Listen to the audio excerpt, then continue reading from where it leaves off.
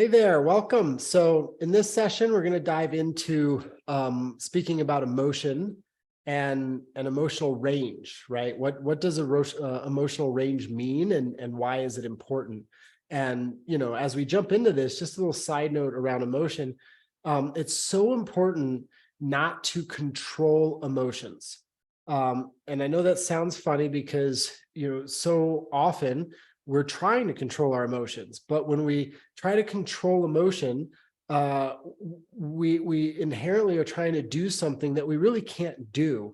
Emotions are a nervous system event, and the emotions that you feel came by way of training and conditioning. And so, if we look at the life that we lived, any emotion that you feel today, you feel it and you experience it prevalently, most likely because you felt it over and over and over again, and it's become a habit or a reflex within your nervous system. And if we look at where emotions initially came from, it came from conditioning, and conditioning happened in a couple of different ways. It either happened by way of our environment, right? We copy the emotions and expressions of the people that are around us or in our core group as we grew up, and we had our peer groups, environments, things of that nature. And then the second is we developed emotional pattern in response to things that happened in our life. And so if something really great happened in our life and we felt, love-based state or an expansive state, like we won something like this, right? Could be in response to something.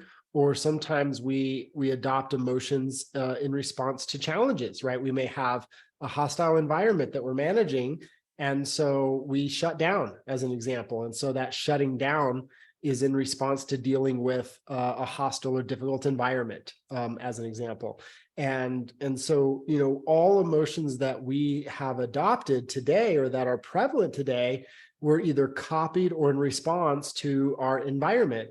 And then eventually they looped, meaning we felt or we experienced that same emotional range over and over and over again. And oftentimes when I have people, start to do what I think of as, or what I teach as, emotional training, right? We can manage our emotions. We cannot control our emotions, and we manage our emotion through appropriate training, through good training technique, good training practices. And the better we get at training our emotions, the better we get at managing them, eventually we can master our emotions, right? We develop a high level of capacity around emotional management. But even when we master our emotional selves, we still are not controlling our emotion, because our nervous system can be managed, it can be trained, but it can't be controlled. You can't control everything the body does. You can't control the nervous system. You can't control how your nervous system is going to respond to different situations, right? But you can train your nervous system to manage different situations. You can train yourself to manage emotions that occur and that show up. And so when, the first step to training emotion is really emotional sensitivity and awareness. And the way we develop emotional sensitivity and awareness is by doing like what we do in the very beginning sessions of Power of Emotion training, right? We have our Power of Emotion weekend, Power Series weekends, and then we follow that up with a Power Series training or class with our trainers. And those first few lessons, those first few training techniques that we walk you through is about learning to develop emotional awareness and sensitivity, and understanding what emotions are present and when they're present there. And what oftentimes people discover is that when they're tuning into the emotions that they feel by way of simply asking the question throughout the day, in this moment I feel, and naming the emotion that's present there, or the emotion they have access to or are sensitive to anyway, and then you write it down, and then maybe let a couple of hours go by and you check in again. And let's say you do that check-in process, every few hours throughout the day for, say, a week. What most people discover is they don't have a big emotional range. And so meaning they feel the same emotions again and again and again.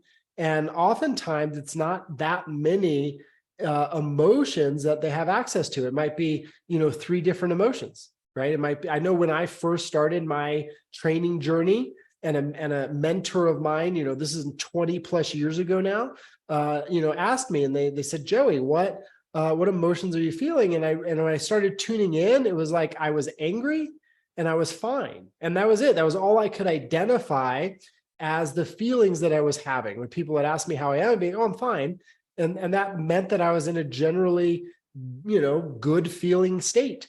Or I was upset, I was angry, right? And I felt hurt. But I really didn't have access to naming the other emotions that I was experiencing and feeling.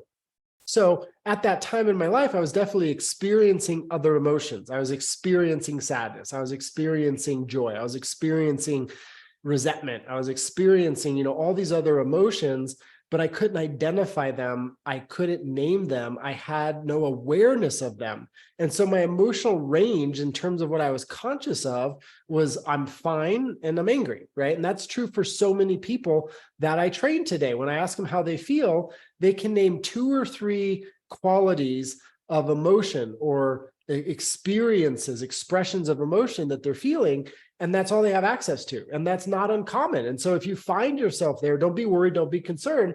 Part of what we're going to talk about in this training is how do we increase our emotional range by way of, number one, accessing and being conscious of and being sensitive to emotions that we're already feeling that we aren't aware that we're having, right? So that's one of the first steps to expanding emotional range is how do we develop sensitivity and awareness to emotions that we're experiencing and having, but they're not showing up on our radar. We're not identifying them right now. They're not conscious, okay? And then the second aspect of emotional training is literally teaching the nervous system to experience emotions that it doesn't have access to right now, right? How do we get our nervous system to experience emotions that we don't experience right now? Like we literally don't have access to some emotions or many emotions, or many people don't, right? And so again, like if we break this down, there are really 3 steps to developing emotional range or increase in emotional range. Step 1 begins with, hey, what emotions am I currently having? What is my current range? Do I have access to 2 or 3 or 4 different emotions and feelings that I'm having? Can I name 8 different emotions and feelings that I'm having? The more emotions we can name on the love-based side of the spectrum and the fear-based side of the spectrum, again, love-based and fear-based being defined by way of the neurology of our brain, right? The love-based are a parasympathetic response, prefrontal cortex is active, creative thinking, critical thinking is accessible. And then on the other side, fight or flight, fear-based emotions such as fear, anxiety, panic, despair. Those are, that's a whole range of emotion. And our brain is in a fight or flight scenario, right? Where our prefrontal cortex kind of shuts down, our amygdala becomes active, and we go into a sympathetic response, right? An overactive sympathetic response, fight or flight. And so, some people, they have a larger range of just fear-based emotions that they experience, and they kind of hang out on the fear-based side of the spectrum, and they don't experience very many love-based expressions. That's true for a lot of people. Some people live in the fear-based spectrum of emotion dominantly, and they don't access very many emotions, or they're not aware of very many emotions on the fear-based side of the spectrum that they access. It might just be 2 or 3 different feelings or sensations or experiences that they're able to identify. On the other side, some people stay on the love-based side of things, or what we could call fine or okay. And there's a pretty narrow range of love-based emotions that they experience if they're actually in that love-based side of the spectrum. And they don't let themselves kind of experience, or they don't know how to access high levels of, say, joy or inspiration or passion or serenity or, things of that nature. And so we can have a very expansive love-based range of emotion that we can access, or we can have a very narrow range of love-based experiences that we can access. And then, the healthiest individuals, or the ones with the most developed or trained nervous system, are able to experience the full range. Like, sure, we may experience some really intense fear-based emotions at times. We don't get caught there. And then we go over to the love-based side of the spectrum, and we experience those really powerful, expansive, love-based feelings and experiences at times. and we live a majority of our life on the love-based side of the spectrum. And then occasionally we're in the fear-based stuff. And we experience that from time to time and are able to, manage the emotion in a way that we can get back to those love-based expressions, such as love and connection and joy and serenity and passion, inspiration. And I mean, we can just keep going on with what's available to us there if we know how to access them. And so that's sort of what a healthy dynamic emotional range should look like. It's not that we never feel fear-based states. It's that we're able to manage those in a way that we spend the majority of our time on the love-based side of the spectrum, and that we have a large range of emotions that we experience. We can go, into a very dynamic experience inside those love-based expressions. And yes, at times there's a very dynamic reality of fear-based expressions that are there at times as well. And so those 3 steps or 3 stages to developing emotional awareness or range, I should say, is number 1 is awareness to emotions that we're feeling. That's step 1, right? We've got to know what's there in order to develop it. And then step 2 is how do we increase that range of emotions that we're feeling? How do we become sensitive to and identify more of the feelings that we're already having? So that's kind of step 2 is learning to and developing the skill set of identifying a larger range of emotions that we're already experiencing, but we're just not sensitive to yet. We're not conscious of yet. And then the third phase is literally training the nervous system to access emotions that we aren't currently experiencing, to go beyond our current range. It's a little bit like emotional weightlifting, right? Where if you want to get stronger physically, you lift weights or you do push-ups or something like this. And the more push-ups you do, the stronger you get. Or like stretching.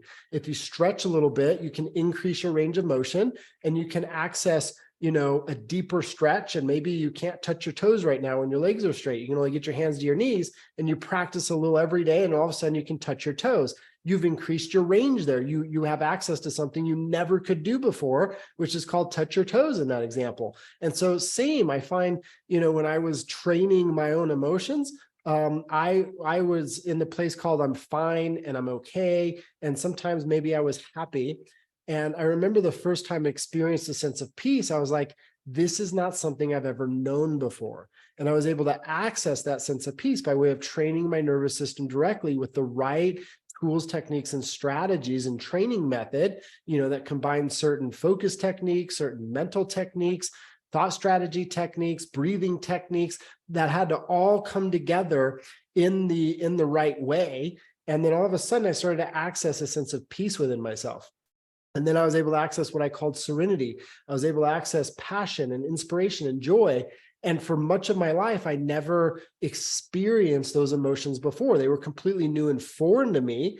And so I had to teach my nervous system. I had to teach myself how to go there, right? I had to teach my nervous system to flex those muscles, so to speak, and my brain to develop those regions of the brain that were responsible for producing those different expressions. And until I understood how to train my nervous system, I wasn't able to access a lot of emotions that I'm able to experience today because I literally didn't have the ability to experience them. My nervous system wasn't capable of it at a time. And so when we think of emotional range, we really want to have a broad emotional range. And so in order to have that broad emotional range, our goal cannot be to only feel good all the time. This is unrealistic. So many people actually, keep themselves from the most fulfilled life that's possible for them because they want to always feel okay. They always want to feel fine. They never want to feel emotional pain or discomfort. And that's not healthy. That's not practical. That's not how our nervous system works. Pain, fear-based states can be an exception, meaning they're there only occasionally or 10% of the time. And then 90% of the time, we can definitely be in love-based expansive expressions. But to keep from feeling emotional discomfort or pain is unrealistic. Like that's just not possible, nor should that happen. And when we do that, when we take actions to try to numb emotional pain or discomfort by way of prescription medications or drugs or alcohol, or sometimes we binge Netflix or we just sort of lose ourselves in social media, or, some people it's just working out. They just obsessively work out all the time. And they're doing that as a way to not feel emotional discomfort.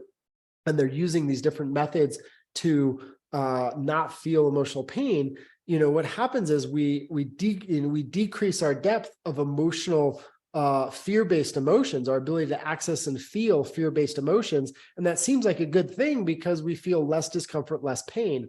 But then what happens is, on the other side of the spectrum, is we decrease our ability to experience love-based expressions and access the fullness of those expansive expressions that we all want to have more access to. And so if we eliminate our access to emotional discomfort and pain on the fear-based side, we limit and diminish our access to love-based expressions on the love-based side of the spectrum. And so remember, we don't want to try to control emotion by way of never feeling emotional pain. We want to learn to manage emotion. And so what that means is, yeah, at times you might feel sad, and that's okay. We want to like allow ourselves to be with that sadness, let the nervous system kind of flex the muscle of sadness, express sadness, and then relate to it in a way that it makes sadness temporary, so that we don't get caught in it and then it becomes depression and we're there for 10 years, right? Sadness can be something that we experience for maybe a few minutes at times, maybe sometimes it's a few hours, right? Maybe we go in and out of it over the course of a couple of weeks or months, like in relationship to a deep loss or something like that. But then if we have the right training and if we develop the right skill set, we can manage that sadness in a way we don't get caught in it. We're going to get trapped by it. We visit it, and then we can experience joy, right? We can get ourselves inside of peace or hope or a sense of gratitude or love, and we can keep going on and on. And so emotional management is, hey, how do I be with where I am emotionally? How do I identify it? And then how do I leverage the right inner tools, techniques, and strategies, sometimes external tools, techniques, and strategies, to elevate my emotional state back into the fear love-based side of things, and then spend more time there so that I train and condition those higher experience of emotions within myself. But understand that it's healthy and it's normal and it's important to have a full emotional range of experiences from time to time, right? It's not good to feel love-based states and bad to feel fear-based states. It's good to feel emotions, period. It's good to be in touch with the emotions and the feelings that one is having. And it is good to understand, how do I manage the emotion that's present in a healthy and vibrant way, right? And so there are really, healthy ways to manage fear-based emotions, and there are healthy ways to manage love-based emotions. There are unhealthy ways, destructive ways to manage fear-based emotions, and there are unhealthy and destructive ways to manage love-based emotions. And so we don't want to think of one emotion as good or bad just because one is a little bit more pleasurable and one is painful, one is more uncomfortable, but we want to start to go, hey, it's okay to feel. All emotions are good and important to feel and to have. How we manage them is what really matters. And what level of training do we get inside of, so we have a higher capacity for emotional management that then leads to emotional mastery. And emotional mastery leads to mastery of life, like plain and simple. If we look at what drives human behavior, at its core, it's always emotion.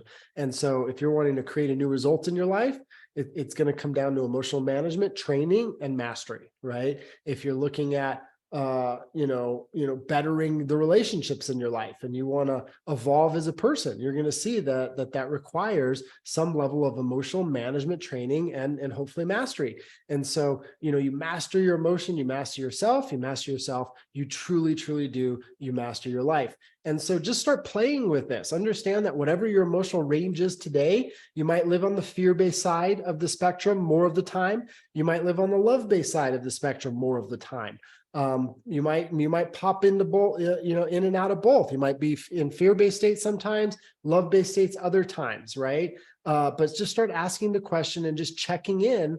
Where are you? How do I feel? And look, what emotions do you experience throughout the day? Give yourself a week or so to discover your range, to look at it, to sort of get in touch with it, and then see, do you experience 3 different emotions? Do you experience 5 different emotions? Do you experience 10 different emotions? Are you prevalent on the love-based side of emotional experience? Are you prevalent on the fear-based side of emotional experience? And just know that no matter where you are, no matter what capacity you have, whether it's a low capacity or high capacity, we can absolutely increase our range of emotions that we experience and feel. And if we learn to manage our emotions through proper training by way of the right tools, techniques, and strategies, we can not only increase that range, but we can train our emotion so that we experience life on that love-based side of the spectrum much more of the time, and the fear-based spectrum will become more and more of the exception. And that all has to do with the right training practices, the right tools, the right techniques, the right strategies. And so wherever you are, it's just a starting point. And if you want to do a deep dive, we're here for you at Intermatrix Reset. We really focus on increasing emotional range and how do we train the nervous system in a really in-depth way. And we do that in all our Power Series programs as well, which you're most likely involved in. And so just keep up the great work, and we'll look forward to increasing that emotional range and empowerment.